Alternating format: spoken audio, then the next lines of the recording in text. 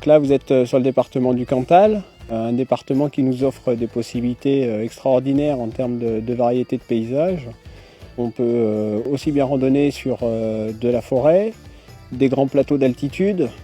On a également la possibilité de randonner sur les crêtes du massif cantalien. Donc là, on est déjà sur de la moyenne, voire haute montagne. Et ensuite, on a également toute une zone qui est le plateau du Césalier, qui est une zone qui nous ouvre des magnifiques grands espaces et qui nous offre des galops à perte de vue. Je dirais nature, sauvage et préservée. La chance qu'on a sur le département du Cantal, c'est un département qui a, j'ai envie de dire à la base, qui avait 25 ans de retard en termes de tourisme. Donc on est resté sur un paysage qui est très sauvage, qui est très préservé. Ça reste un de nos avantages en termes de tourisme parce que du coup, on n'a pas d'aménagement vraiment en béton. On est vraiment sur une nature vraie.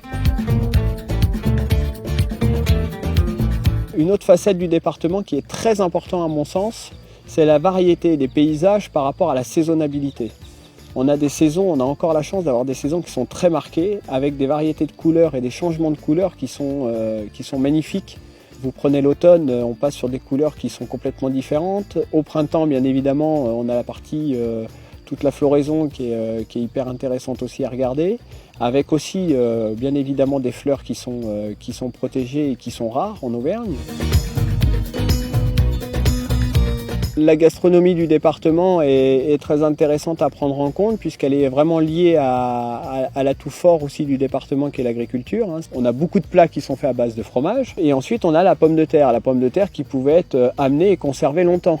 Donc on a la fameuse truffade et ensuite après on a d'autres plats aussi qui peuvent se garder très facilement qui sont toute la partie charcuterie.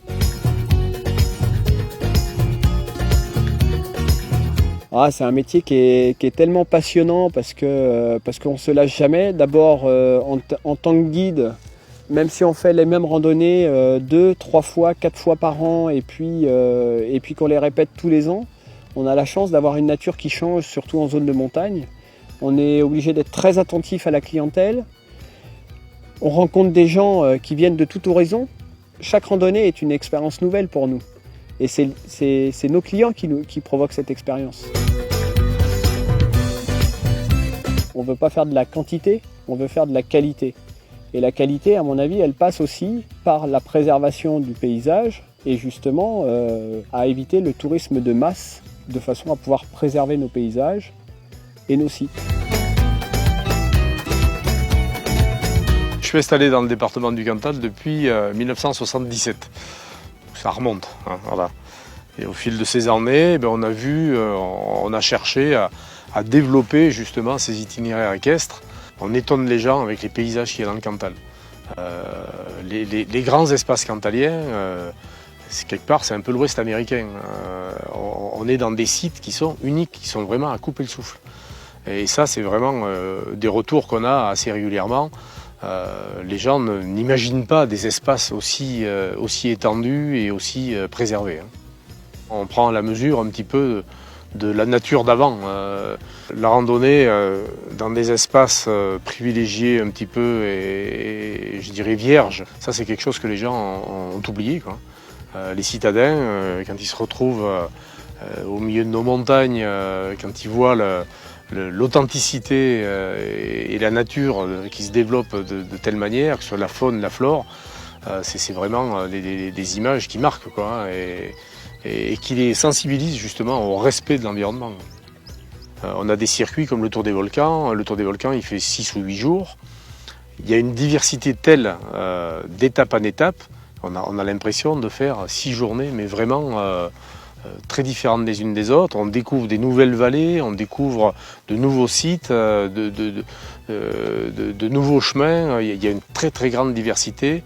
Il n'y a pas du tout de monotonie dans le paysage cantalien.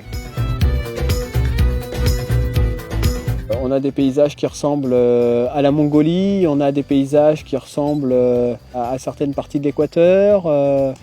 On a des zones qui ressemblent un petit peu aussi à certaines îles comme la Martinique. C'est hyper varié. Arrêtez de gaspiller de l'argent à prendre l'avion, prenez votre voiture, arrivez en Auvergne ou même à la limite par le train et venez découvrir notre magnifique région avec des paysages variés. Il y en a pour tous les goûts, pour tous les niveaux et surtout en vous faisant revenir avec des images plein la tête et des souvenirs inoubliables, ça c'est clair.